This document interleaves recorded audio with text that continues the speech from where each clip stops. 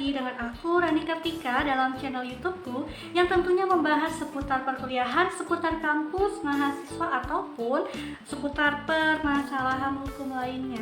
Nah, di video kali ini aku ingin melanjutkan videoku tentang KKN, tapi di sini aku tidak memberikan program-program KKN apa gitu ya untuk kalian mahasiswa, karena itu sudah lengkap di part 1, 2, 3 sampai part 7. Nah, khusus untuk video kali ini aku ingin berbagi informasi kepada kalian mengenai laporan KKN. Nah, tentunya bagi adik-adik mahasiswa nih yang sebentar lagi program KKN-nya akan selesai, tentunya diwajibkan untuk membuat sebuah laporan, ya kan? Nah, seperti apa sih dan terdiri dari apa saja sih sub-sub laporan KKN itu? Maka disimak ya videonya. Dan bagi kalian yang baru mampir di channel YouTubeku ini, aku mohon bantuannya untuk klik tombol subscribe, lalu kemudian like, comment, dan share jika dirasa informasi ini bermanfaat. Terima kasih, mari kita simak.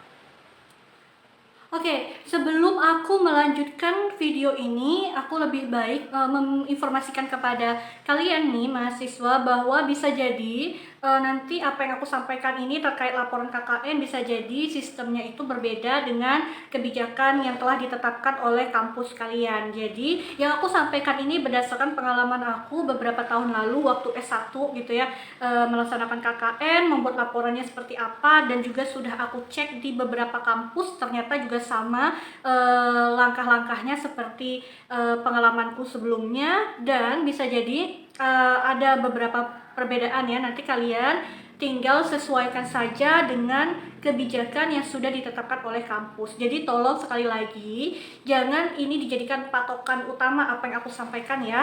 Tetap kalian harus rajin melihat informasi dari kampus kalian terkait dengan laporan.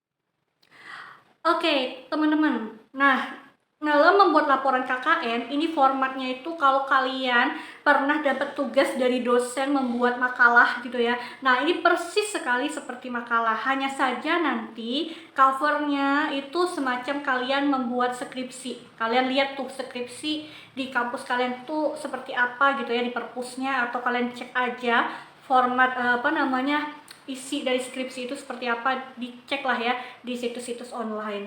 Nah, isinya tentu saja yang pertama itu ada yang namanya halaman judul. Halaman judul itu seperti covernya gitu ya, mirip banget kayak skripsi.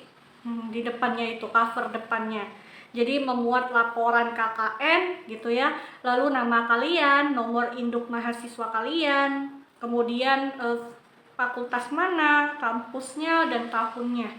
Yang pastinya ada logo kampus kalian di tengah-tengahnya sebelum nama dan NIM. Itu halaman judul. Sekali lagi, halaman judul itu nanti dibuatnya di cover, yang soft covernya itu. Kemudian setelah dibuka covernya juga masih kalian cantumkan halaman judul ya, pakai kertas HPS. Lalu yang kedua, setelah halaman judul itu ada yang namanya halaman pengesahan. Nah, halaman pengesahan ini itu biasanya sebuah kayak pernyataan bahwa kalian itu sudah melaksanakan program KKN di mana, di desa mana gitu ya. Nah, biasanya halaman pengesahan ini ditandatangani oleh lurah atau camat setempat tempat kalian melaksanakan program KKN.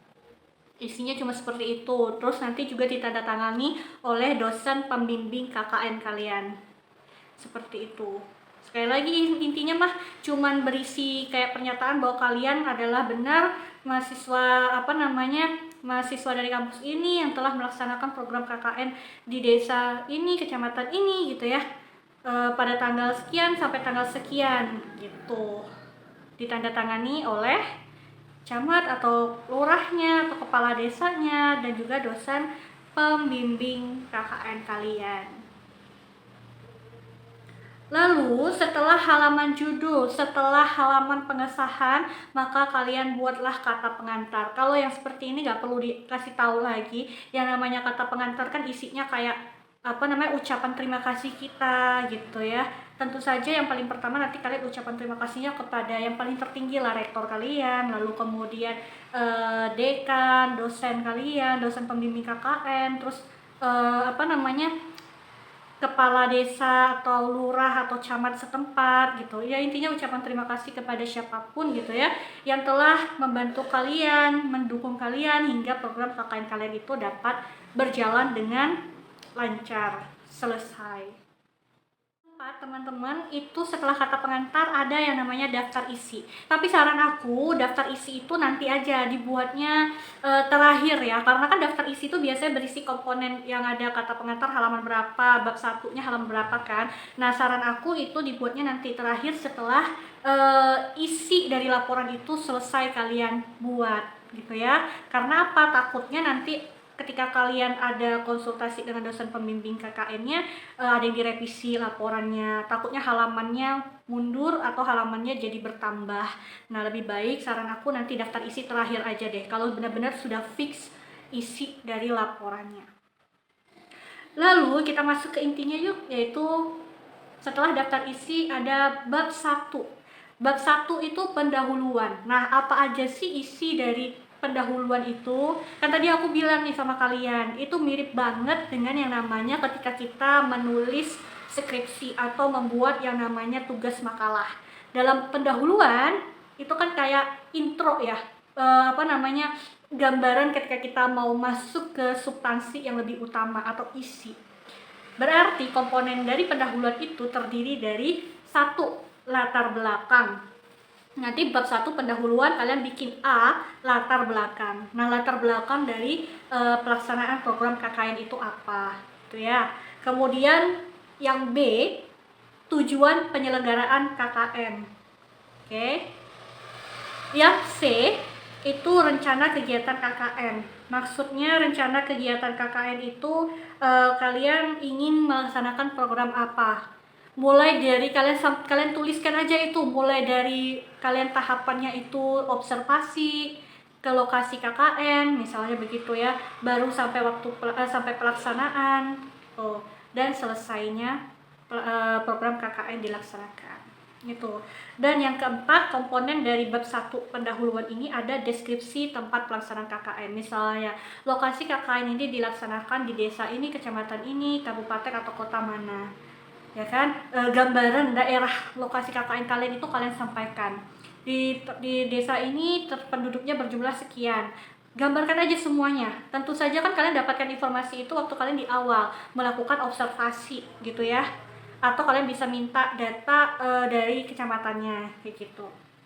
Dan yang kelima ini waktu pelaksanaan KKN. Nah, kalian di sini kalian gambarkan pelaksanaan KKN kalian ini berapa lama, misal 1 bulan kah atau 3 bulan gitu ya. Nah, waktu pelaksanaan KKN-nya dimulai dari tanggal berapa sampai tanggal berapa. Atau jika perlu karena ini masa pandemi COVID gitu ya, maka kalian bisa sistem pelaksana KKN-nya seperti apa juga kalian cantumkan. Apa kalian misalnya tidak ke desa atau kalian sistemnya gantian sama teman satu tim seperti itu. Lalu setelah bab 1 pendahuluan, kita masuklah ke inti, yaitu bab 2. Bab 2 ini berisi tentang pelaksanaan program KKN ya. Pelaksanaan program KKN. Pelaksanaan program KKN ini berisi tentang uraian kalian mengenai kegiatan-kegiatan apa saja yang kalian laksanakan selama KKN gitu ya. Kalian melaksanakan program-program apa saja, nah di situ kalian rincikan. Termasuk kalau saya dulu pengalaman itu dari bekal dari kampus itu kita diberikan buku pedoman. Terus buku kayak buku agenda harian program KKN kita. Di situ ada jamnya sudah ditentukan. Dalam 1 bulan itu misalnya untuk program individu saya harus melaksanakan 70 jam. Selama 1 bulan harus tercapai gitu ya. Dan program unit atau program berkelompok itu ada misalnya 1 bulan itu harus terpenuhi 35 jam. Nah, di sini di bab 2 ini kan saya bilang tadi intinya. Di sini kayak kita ngelaporin apa aja yang udah kita laksanakan. Kalau di saya dulu saya nggak bisa bohong, ini nggak bisa dimanipulatif teman-teman. Karena ada buktinya tuh bukunya tuh ada 1 sama laporannya gede banget. Itu ada isinya checklist berapa jam saya setiap harinya, itu ada laporan seperti itu. Dan saya tidak bisa manipulasi. Itu harus sesuai dengan buku agenda yang sudah diberikan oleh kampus, yang sudah saya isi, lalu saya masukkan ke dalam laporan seperti itu. Dan juga pada pelaksanaan program KKN ini, setiap uraian program kegiatan, misalnya saya melakukan penyuluhan tentang hukum perkawinan gitu ya, penyuluhan tentang bahaya narkotika. Nah itu kalau bisa setiap kegiatan yang saya lakukan ada dokumentasinya, entah berupa foto, entah berupa dokumen waktu saya, dokumen misalnya PowerPoint-nya ketika saya melaksanakan sosialisasi gitu ya, seminar atau penyuluhan kepada masyarakat setempat, itu harus juga dibuktikan seperti itu. Nah, sekali lagi di bab ini kalian tidak bisa manipulasi. Ya, apa-apa yang sudah kalian laksanakan harus disertakan dengan bukti dokumentasinya sekaligus laporan. Kalau memang kampus kalian juga seperti kampus saya dulu, memberikan buku agenda harian pelaksanaan program KKN. Bab 2, maka kita lanjut ke bab 3. Nah, bab 3 ini udah paling menyenangkan ya. Kalau kita sedang membuat laporan atau menyusun tugas kuliah gitu, karena bab 3 ini sudah pasti penutup. Di penutup itu kan komponennya hanya dua ya, hanya kesimpulan lalu saran.